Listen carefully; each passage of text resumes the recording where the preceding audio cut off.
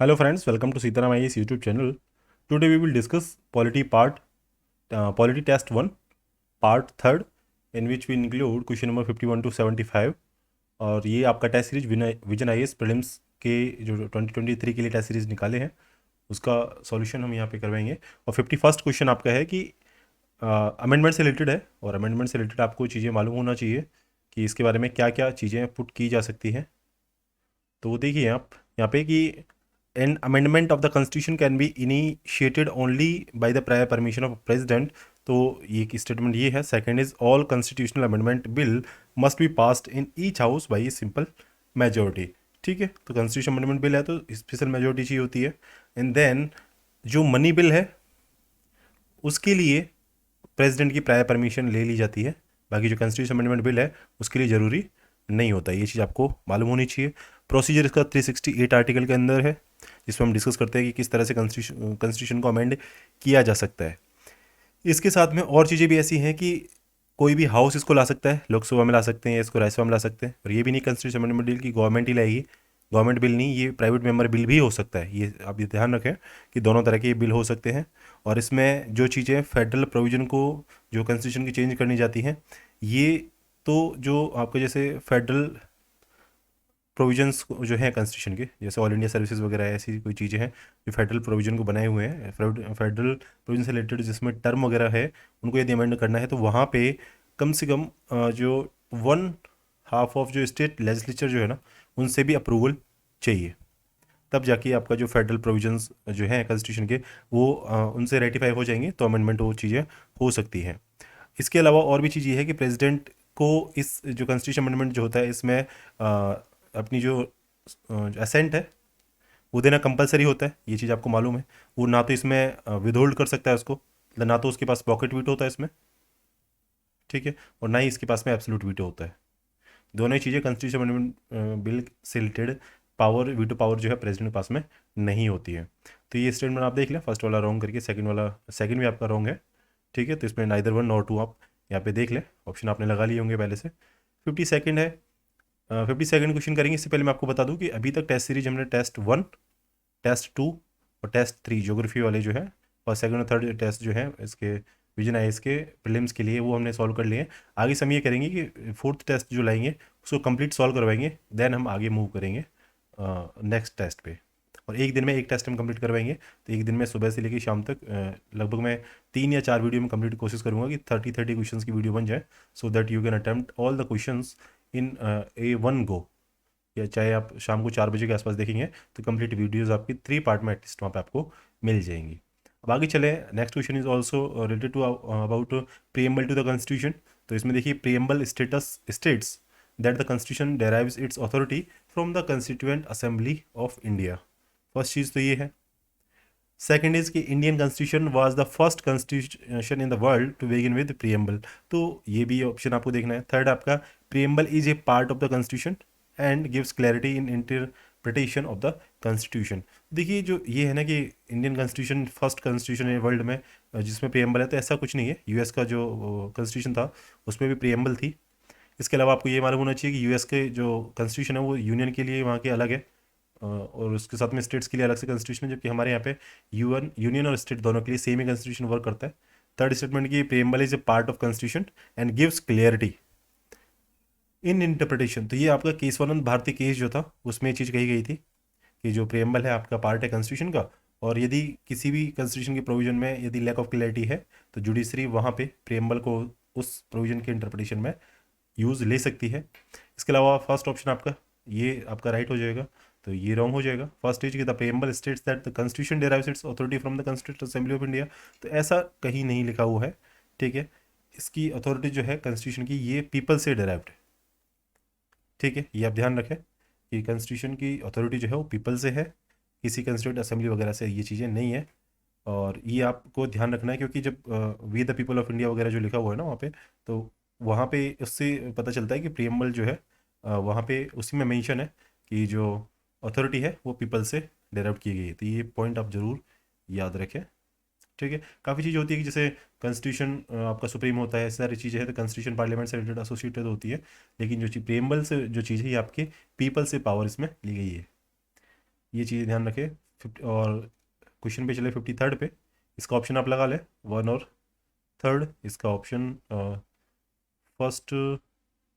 हाँ तो ये यहाँ से एलिमिनेट कर दे इसको, और फर्स्ट ऑप्शन को ठीक करेंगे तो पीपल हो जाएगा यहाँ पे। Then right option is 3rd only, जो कि आपका ऑप्शन बी है। 53rd question is if the president of India exercises his power as provided under article 359, तो वहाँ पे आपको ये चीज़ देखना है कि इसके बारे में क्या राइट है। तो यहाँ पे देखिए कि president can promulgate ordinance for any state, 359 के अंदर देखिए। और इसके बाद में देखिए दो आर्टिकल्स है, 358 और 359, ठीक है। तो 359 में आपका आर्टिकल 19 से रिलेटेड प्रोविजन है कि वो सस्पेंड कर दिए जाएंगे, और 359 में अदर आपकी जो फंडामेंटल राइट है ये सस्पेंड किए जा सकते हैं। तो ऐसा कोई है तो ये देखिए ये भी प्रोविजन से नहीं है। President is empowered to suspend the enforcement of some fundamental rights, ये ऑप्शन आपका राइट होगा 359 में। यहाँ पे आप याद रखें 359 और 58 और ये आर्टिकल 19, तो 359 में 9 नहीं आएगा, मतलब 19 का 9 नहीं आएगा, तो ये कोरिलेट कर ले। और 359 में अदर आर्टिकल्स यहाँ पे आ जाएंगे जो फंडामेंटल राइट्स को इन्फोर्स करने की जो चीज़ें हैं उनको सस्पेंड किया जा सकता है। ये चीज़ आपको बेसिक मालूम होना चाहिए 358 और 359 जो आपका जो आर्टिकल है उसमें। 44th अमेंडमेंट जो हुआ था कॉन्स्टिट्यूशन में 1978 का, उसने रिस्ट्रिक्ट किया था 359 के स्कोप को दो तरीके से। पहले कि प्रेसिडेंट जो है वो सस्पेंड नहीं कर सकता कि कोई जिसके कोई पर्सन है उसके फंडामेंटल राइट का यदि इन्फोर्समेंट को रोका गया है तो कोर्ट वगैरह नहीं जा सकता। तो उसमें 20 और 21 के लिए बोला था कि ये सस्पेंड नहीं होंगे। 359 में कोई भी हो जाएगा लेकिन 20 21 सस्पेंड नहीं होंगे। और दूसरा ये था कि जो भी कानून जो है जो रिलेटेड है आपकी इमरजेंसी से, वो आपके चैलेंज किए जा सकते हैं, ठीक है। ये ध्यान रखना, ये चैलेंज किए जा सकते हैं। और इसके अलावा 358 आर्टिकल आपको मालूम है तो ये आप देख लें। इसके बाद में हम चले question number 54th, and that is related to xeno transplantation. तो जीनो ट्रांसप्लांटेशन का आपका कोई टर्म सीधा देख लें किससे रिलेटेड है। ट्रांसप्लांटेशन होगा किसी न किसी चीज़ का। हाँ तो ये आपका जो शायद जो पिग का हार्ट ट्रांसप्लांट वगैरह कुछ हुआ था उससे रिलेटेड, तो transplantation of organ among different species, तो ये ऑप्शन आपको यहाँ पे राइट करना है। Then we move ahead with question number 55। इसमें कंसिडर करना हमें कि मार्शल लॉ से रिलेटेड जो स्टेटमेंट जो यहाँ पे स्टेटमेंट दिए गए हैं प्रोविजंस क्या क्या है, तो वो हमें यहाँ पे चेक करने हैं कि इसका देखिए मार्शल लॉ जो है आपका 350 तीन आर्टिकल है आपके 33 34 और 35, ठीक है। तो ये दो तीन आर्टिकल तो ये है, एक 32 है जो आपको रेमेडी वाला मालूम है।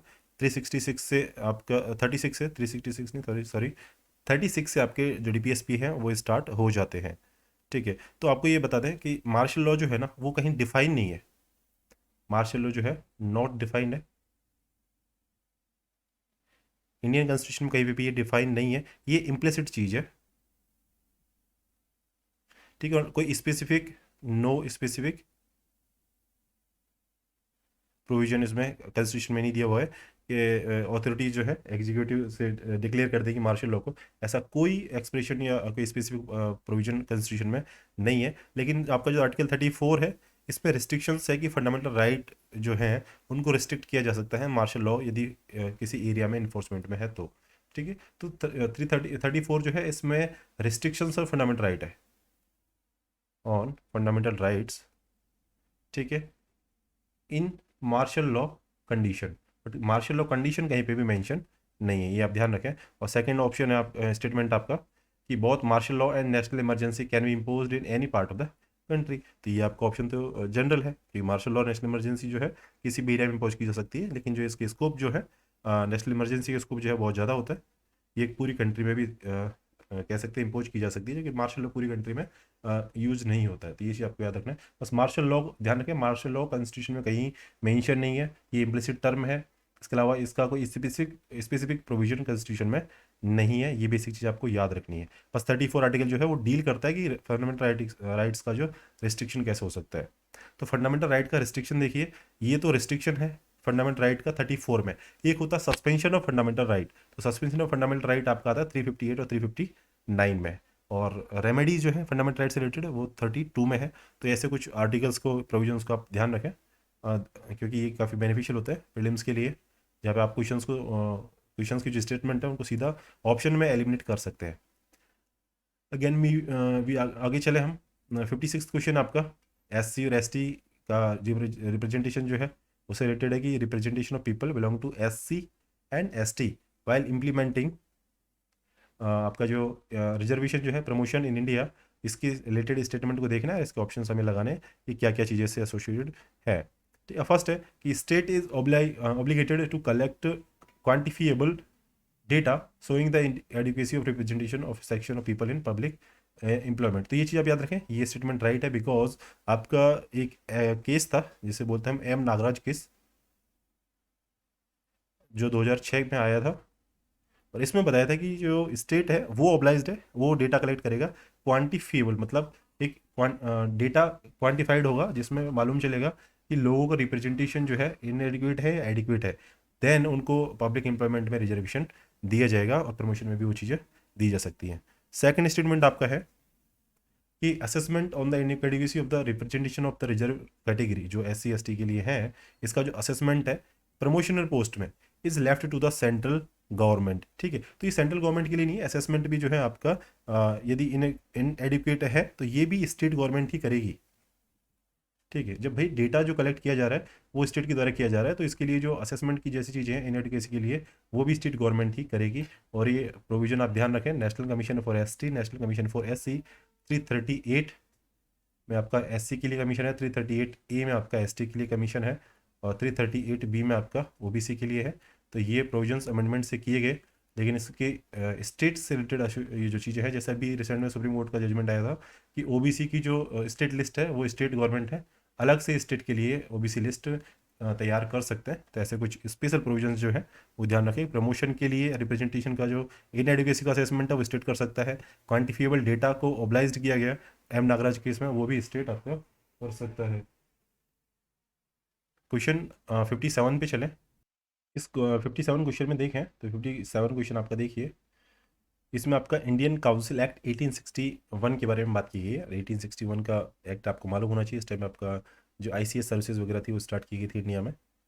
ठीक है, तो इसके प्रोविजंस आपको मालूम होना चाहिए। फर्स्ट है कि पावर, हाँ ये भी चीज़ आपको याद रखनी, ऑर्डिनेंस मेकिंग जो पावर है इंडियन एडमिनिस्ट्रेशन में इशू करने की पावर यहाँ पे दी गई। तो ये स्टेटमेंट तो बेसिक है ही, जो इससे एसोसिएटेड है 1861 के council act, Indian council act से।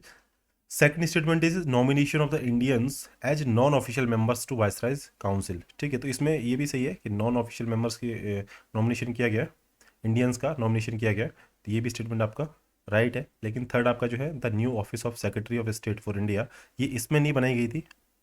ठीक है, ये आपका शायद 18, इससे पहले जो एक्ट आया था ना 1861 से 1858, रिवोल्ट की जस्ट बाद में जो आया था, उसमें आपका गुड गवर्नेंस के नाम से कोई एक्ट था।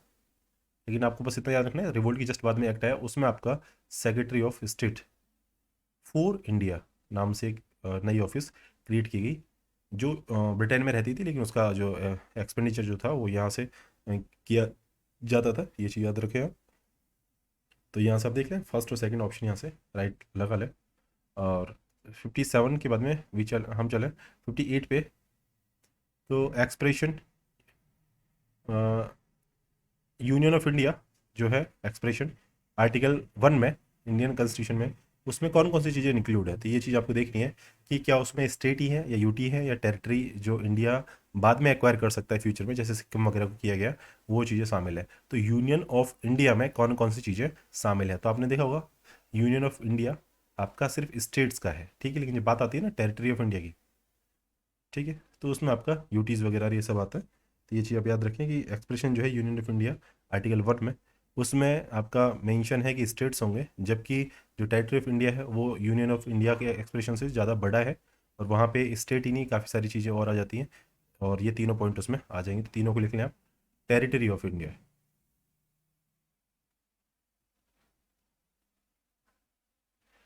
आगे चलें क्वेश्चन नंबर 59 पे। 59 is features of parliamentary form of government. तो देखिए water tight separation of power between executive, legislature and judiciary. तो वाटर टाइट तो सेपरेशन है ही नहीं, executive is responsible to the legislature. तो ये आपका ऑप्शन राइट है, क्योंकि जो काउंसिल ऑफ मिनिस्टर्स जो होती है रेस्पॉन्सिबल होती है, कॉन्फिडेंस मोशन वगैरह जो आते हैं तो इसीलिए आते हैं ताकि उनकी रेस्पॉन्सिबिलिटी वहाँ पे जस्टिफाई हो सके। And third statement is division of power between centre and state. ठीक है, तो पार्लियामेंट्री फॉर्म में डिवीजन ऑफ पावर देखें आप, ऐसा चीज़ है तो वो तो देखने को मिलता नहीं है, डिवीजन ऑफ पावर यहाँ पे तो है ही नहीं। ठीक है, तो आपका फर्स्ट और थर्ड यदि एलिमिनेट करते हैं तो सेकंड बचेगा, 2 ओनली, आप यहाँ से देख सकते हैं इसको।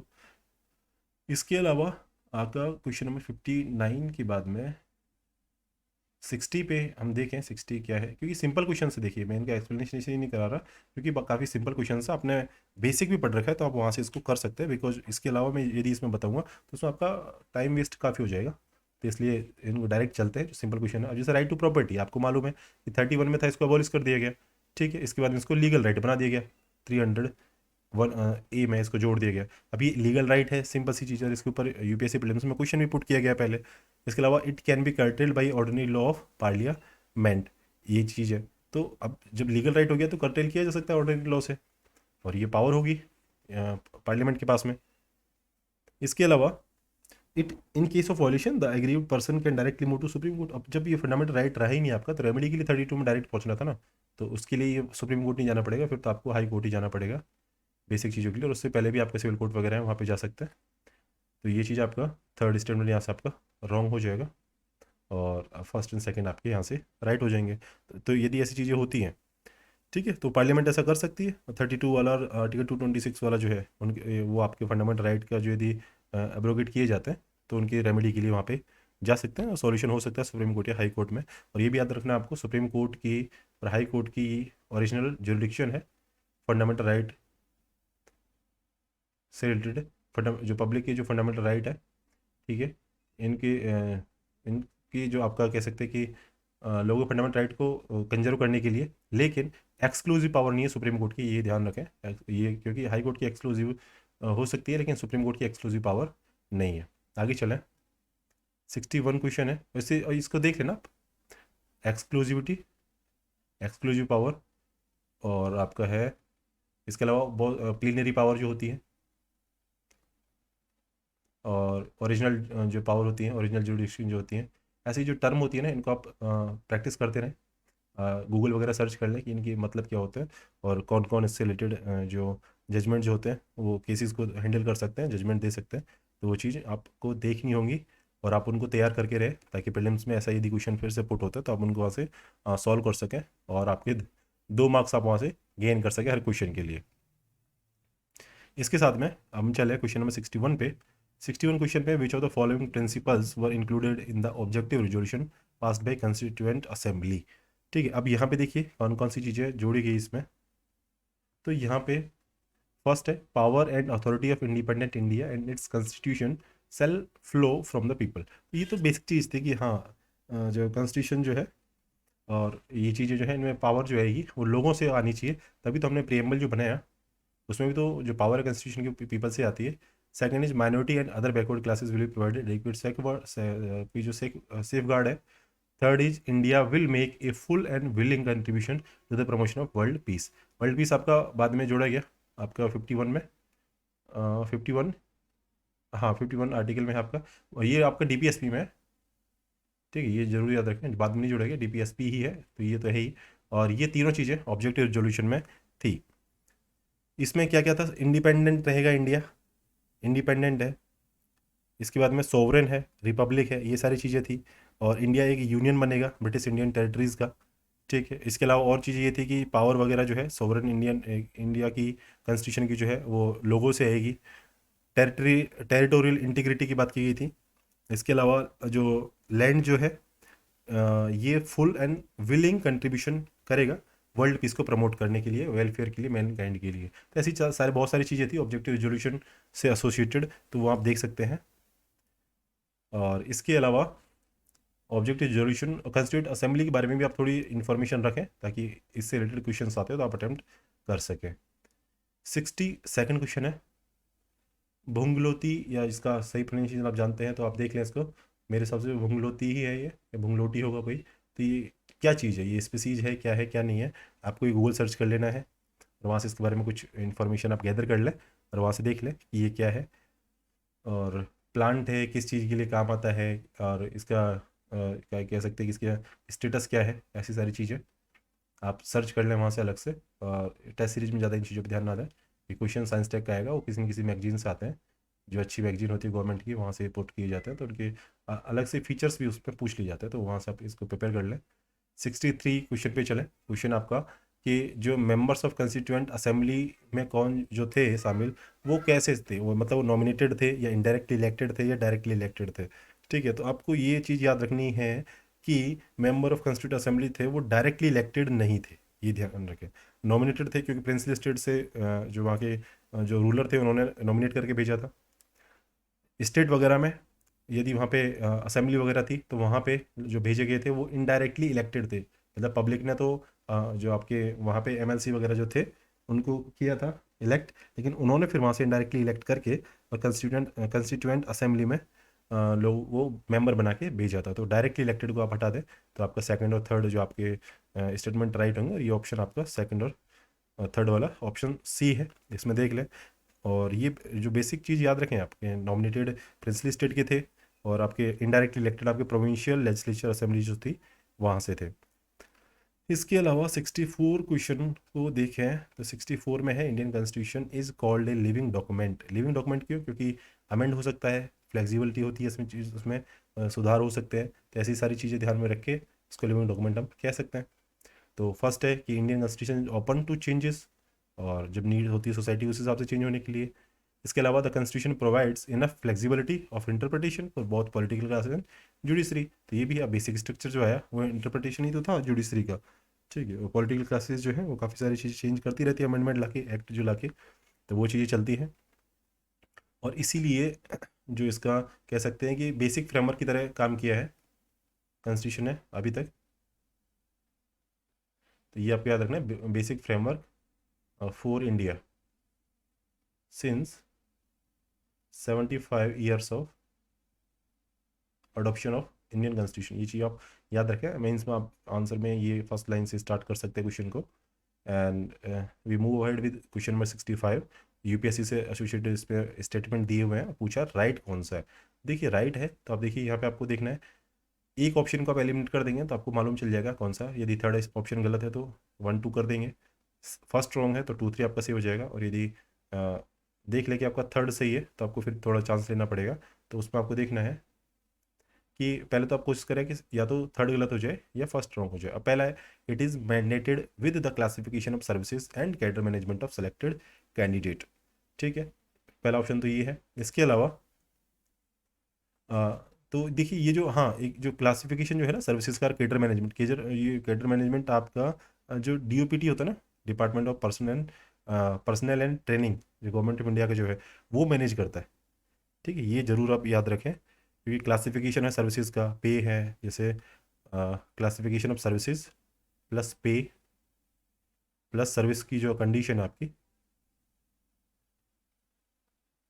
प्लस आपका जो केडर मैनेजमेंट है जो कि इसमें दिया हुआ है, केडर मैनेजमेंट है प्लस ट्रेनिंग जो है। ठीक है, इन सब में आपका डीओपीटी जो है वो वर्क करता है, ये चीज़ आपको याद होना चाहिए। तो यहाँ से आप ये ऑप्शन यदि एलिमिनेट कर देंगे फर्स्ट वाला, तो सेकंड और थर्ड आपका राइट हो जाएगा। ठीक है, अब थर्ड स्टेटमेंट आपका राइट है, लेकिन आपको देखना है सेकंड राइट है या रॉन्ग है। तो it presents its annual performance report to parliament.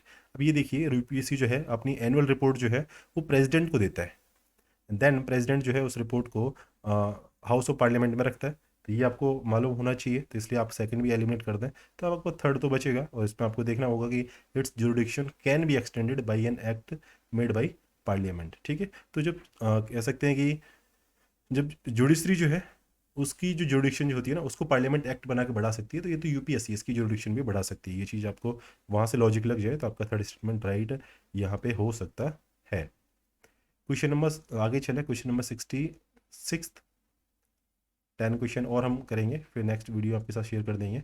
तो 66 है कि according to the preamble of constitution and adopted by the constitute assembly, कौन सी चीज़ें थी? तो आपको SDR याद रखना है, सोवरेन डेमोक्रेटिक रिपब्लिक, ये चीज़ें पहले से थी, सोवरेन डेमोक्रेटिक रिपब्लिक। तो सोशलिस्ट और आपका जो सेक्युलर है ये चीज़ें बाद में ऐड की गई। 76 जो आपका ईयर था 19th सेंचुरी का, 20th सेंचुरी का, मतलब 1976 में जो आपका शायद 42nd आपका जो कॉन्स्टिट्यूशन अमेंडमेंट एक्ट आया था उसमें ये चीज़ें ऐड की गई थी, एक्स्ट्रा जो चीज़ें थी वो सोशलिस्ट और सेक्युलर जो है।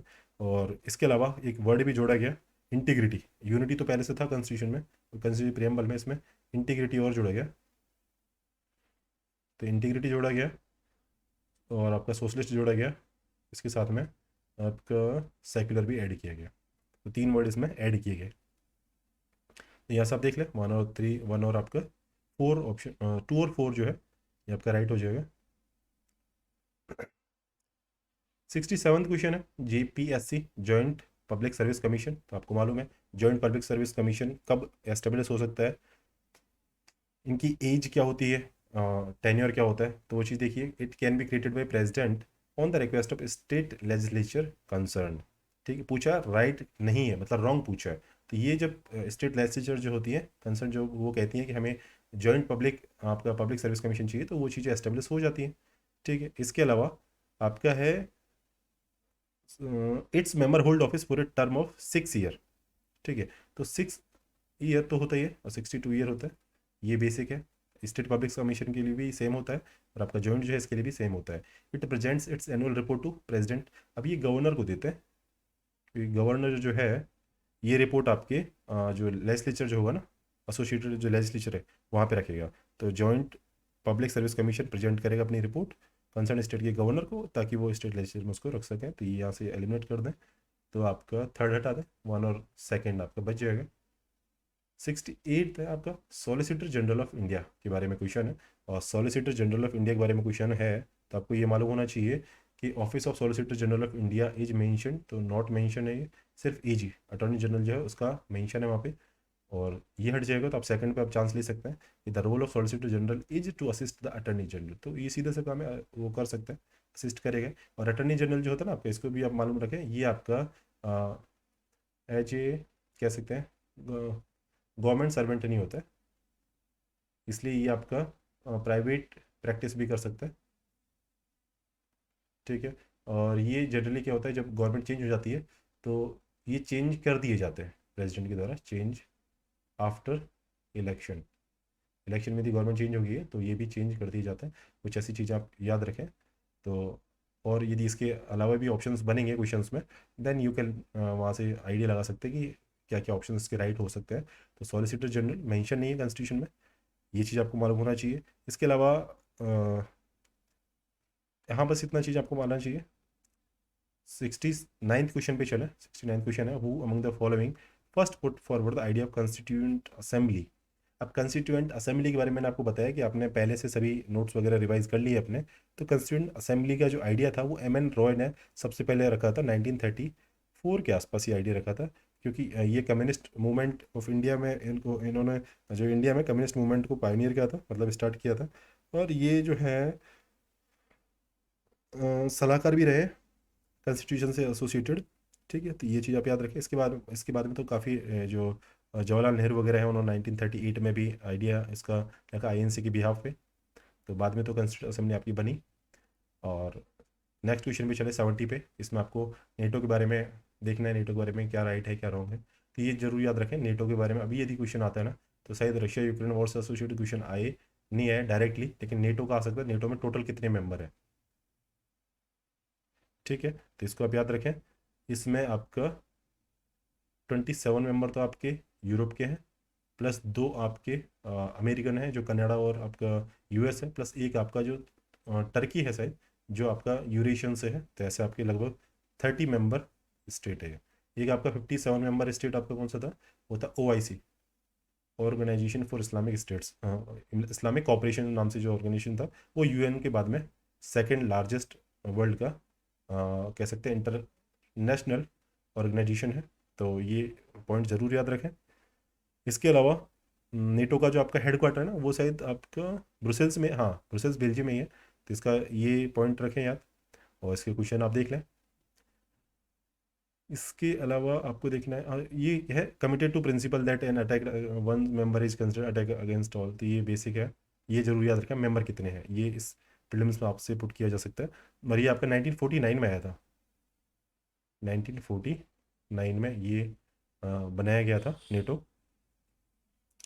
इसके अलावा हम चलें 71st क्वेश्चन पे कि conversion of the federal structure of India.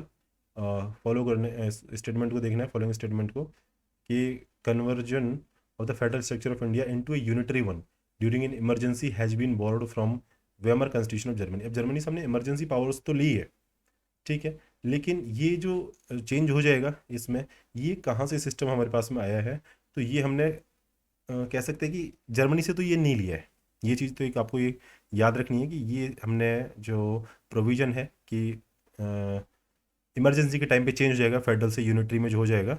Central government कर सकती है, पूरी पावर को अपने हाथ में ले सकती है, स्टेट के पास में कोई कंट्रोल नहीं रहेगा। ठीक है, तो ये वहाँ से हमने नहीं लिया है और ये हमारा ही खुद का सिस्टम है, तो ये चीज़ आप याद रखें। सेकेंड है आपका कि जो फीचर जो है कॉन्स्टिट्यूशन के कि सस्पेंड कर दिए जाएंगे फंडामेंटल राइट इमरजेंसी के टाइम पे। ठीक है, ये हमने जर्मनी से लिए हैं। और ये आपको क्या दिया है इसमें, यूनिक फीचर इंडियन कॉन्स्टिट्यूशन का नहीं है, यूनिक कह सकते हो आप ये कि आपका फेडरल से आपका यूनिटरी में चेंज हो जाएगा। ये तो आप कह सकते हैं कि यूनिक फीचर इंडियन कॉन्स्टिट्यूशन का, लेकिन जो सस्पेंशन है फंडामेंटल राइट का, ये हमारा जर्मनी से अडोप्टेड है। ये पॉइंट आपको ज़रूर याद रखना है। ठीक है, फेडरल से यूनिटरी में चेंज होना और फंडामेंटल राइट का सस्पेंशन। सॉरी, 72nd आप क्वेश्चन देखें तो यहाँ पे आपको मालूम चलेगा कि पार्लियामेंट की पावर जो है, power to reorganise the state. तो इसके बारे में क्या चीज़ है कि any bill contemplating the change can be introduce in the parliament only with the prior recommendation of the president. ठीक है, एक तो ये है। सेकंड वन इज के under article 3 the parliament's power to diminish the area of state include the power to cede Indian territory व foreign territory. तो इसमें सीड वाला है कि मतलब दे सकते हैं, इसके लिए सिंपल नहीं है, इतना आसान नहीं है किसी दूसरी कंट्री को हमारा लैंड देना। तो आपका जो बॉर्डर लैंड एग्रीमेंट जो हुआ था बांग्लादेश के साथ में, तो उसे लिंक कर लें इस चीज़ को। थर्ड है आपके स्टेटमेंट की any bill aiming to reorganise the state shall be passed in the parliament by a special majority. अब इसमें पूछा है कि bill aiming to reorganise the state. ठीक है, अब रीऑर्गेनाइजेशन की बात चल रही है तो यहाँ पे स्पेशल मेजोरिटी जो है वो नहीं चाहिए, सिंपली वो चीज़ें हो सकती हैं। तो स्पेशल मेजोरिटी यहाँ पे सही नहीं है। सीड करना इंडिया को दूसरी कंट्री को टेरिटरी अपनी, वो आपका आर्टिकल 3 में तो है। ठीक है, लेकिन 368 वहाँ पे आर्टिकल का अमेंडमेंट जो तरीका है वो नहीं चाहिए। या और ये जो रीऑर्गेनाइजेशन है इसमें भी आपको 368 नहीं चाहिए, ये आप ध्यान रखें। तो सिंपल मेजोरिटी से काम हो सकते हैं। और यदि सीड करना है तो वहाँ पे आपको जो है स्पेशल मेजोरिटी वहाँ से लाना पड़ेगा और वो 368 के अंदर होगा। ठीक है, any bill contemplated change can introduce भी। हाँ, तो एक ध्यान रखें, जो प्रेसिडेंट है वो फेडरल स्ट्रक्चर जो है इंडिया की उसको कह सकते हैं कि रिप्रेजेंट करता है। तो वहाँ पे प्रेसिडेंट की परमिशन जरूरी है। एक तो आपका हो सकता है मनी बिल। ठीक है, मनी बिल। और दूसरा आपका यदि स्टेट रीऑर्गेनाइजेशन है तो उसके लिए आपको प्रेसिडेंट की प्रायर रिकमेंडेशन जरूरी होती है। तो फर्स्ट स्टेटमेंट आप जो है यहाँ से राइट कर लें। तो इसके ऑप्शन देखिए कौन कौन से हैं। वन ओनली है तो इसको आप कर लें यहाँ से क्लिक। थर्ड क्वेश्चन है 73rd, वो है आपका एडवोकेट जनरल ऑफ स्टेट। ठीक है, अब एडवोकेट जनरल ऑफ स्टेट, अब इसको अपॉइंट कौन करता है, तो ये तो आपको बेसिक आइडिया लग रहा होगा, अपॉइंट इसको गवर्नर करेगा। ठीक है, लेकिन आप ये देखिए एडवोकेट जनरल जो होता है एक तरीके से आप कह सकते हैं कि एडवोकेट की तरह वर्क करता है गवर्नमेंट के लिए। ठीक है, अब इसमें ये है कि he must be at least 35 years. तो जब हाई कोर्ट के जजेस होते हैं, सुप्रीम कोर्ट के जजेस होते हैं, उनके लिए एज वहाँ पे मेंशन नहीं है। तो इसके लिए भी एज की रिस्ट्रिक्शन तो ऐसी नहीं होगी क्योंकि उनको एक्सपीरियंस चाहिए होता है। तो ये आपका जो 35 ईयर वाला स्टेटमेंट है इसको आप यहाँ से हटा दें। ठीक है, इसका आर्टिकल याद रखें 165 में आपका एडवोकेट जनरल का मेंशन किया हुआ है। बस इसके लिए दो तीन चीज़ होती है, सिटीजन होना चाहिए इंडिया का और इसको एक्सपीरियंस होना चाहिए 10 ईयर का। तो हाई कोर्ट में भी सेम चलता है। सुप्रीम कोर्ट में आपका है कि या तो 5 साल वो हाई कोर्ट में चीफ जस्टिस रहे हो और या फिर 10 ईयर का वो एडवोकेट रहे हैं। ये सारी चीज़ें वहाँ पे चलती हैं, तो उनकी अलग अलग क्वालिफिकेशन आपको मालूम है। इसके बाद में हिज रिमनरेशन जो है डिसाइडेड बाई गवर्नर। तो अब ये देखिए इसकी रिमनरेशन कौन डिसाइड करेगा। ठीक है, तो जब आपका जो है अटॉर्नी जनरल है उसकी जो प्रेसिडेंट करता है, तो स्टेट में आपका गवर्नर गवर्नर जो है वो डिसाइड करेगा। तो थर्ड स्टेटमेंट आपको बेसिक लगना चाहिए जो आप पे आता है पहले से, तो वो फर्स्ट और थर्ड को आप देख लें। ये ऑप्शन है एटलीस्ट 35 है, इसको हटा देते हैं आप, तो यहाँ से एक ही क्वेश्चन आपको राइट मिलता है। आप देखिए इस तरह से जो ऑप्शन जो होता है ना कि जिसमें एक रॉन्ग होने के चांस होते हैं, तो आप एक को रॉन्ग करने का कोशिश करें जो सिंपली रॉन्ग हो सकता है, तो बाकी इसमें बाकी चेक करने की जरूरत ऐसे जो ऑप्शन होते हैं उसमें ज़रूरत नहीं होती है। ये बेसिक चीज़ आपको क्लियर होनी चाहिए। 74th क्वेश्चन आपका कि प्राइवेट इंडिविजुअल के अगेंस्ट कौन कौन सी रिट जो है इशू की जा सकती है as well as public authority, मतलब दोनों प्राइवेट इंडिविजुअल और पब्लिक अथॉरिटी दोनों के अगेंस्ट जो रिट आपकी यूज की जा सकती है वो आपको क्वेश्चन बताना है। इससे पहले वाला क्वेश्चन जो था उसमें मैंने आपको 165 आर्टिकल बताया, उसको याद रखें। ठीक है, इसके साथ में आपका 74th में देखिए कौन सी है जो जारी की जा सकती है। ठीक है, तो यहाँ पे आपकी जो हबियस कॉर्पस जो होती है ना, हबियस कॉर्पस ये है, यही है जो अकेली आपकी रेट है जो प्राइवेट इंडिविजुअल और पब्लिक अथॉरिटी दोनों के अगेंस्ट प्रोटेक्शन प्रोवाइड करती है। तो ये आप स्टेटमेंट याद रखें। अदर जो है मैंडेमस, प्रोहिबिशन, सर्चुररी है, वो सिर्फ पब्लिक अथॉरिटीज़ के लिए होती है, पब्लिक अथॉरिटीज़ के लिए। तो मैंडेमस सब में प्रोहिबिशन और सर्चुररी, एमपीसी याद रखें। एमपीसी आपका पब्लिक अथॉरिटी के अगेंस्ट हो सकती है। लास्ट क्वेश्चन है इसमें 75th, वो है कि आर्टिकल 33 से एसोसिएटेड इसमें स्टेटमेंट है।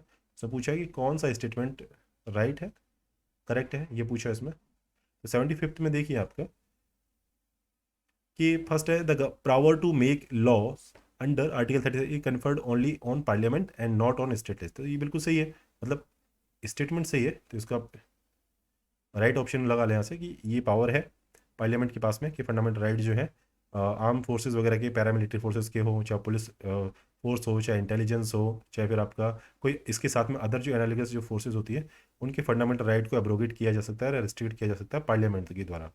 ठीक है, और स्टेट लेजिस्लेचर की इसकी अथॉरिटी नहीं है, ये चीज़ आप याद रखें। और ऐसे ही यदि कोई कानून बनेंगे ना पार्लियामेंट के लिए, तो जो ऐसे लॉ जो पार्लियामेंट बनाएगी, ये कोर्ट में चैलेंज नहीं किए जा सकते, जो कि ऑन द ग्राउंड की इनका फंडामेंटल राइट जो है उनका बोली आप कह सकते हैं एब्रोगेट किया गया है। ठीक है, तो ये आपका ऑप्शन राइट है, क्योंकि ये स्पेशल पावर दी गई है पार्लियामेंट को एब्रोगेट करने के लिए, कि एब्रोगेट कर सकती है पार्लियामेंट पैरामिलिट्री फोर्सेज वगैरह है, आर्म फोर्सेज, इनके फंडामेंटल राइट्स को। इसके लिए अलग से एक्ट भी बनाए गए थे, आपका जो आर्मी एक्ट था 1950 का, आर्मी नेवी एयरफोर्स का एक्ट 1950 के।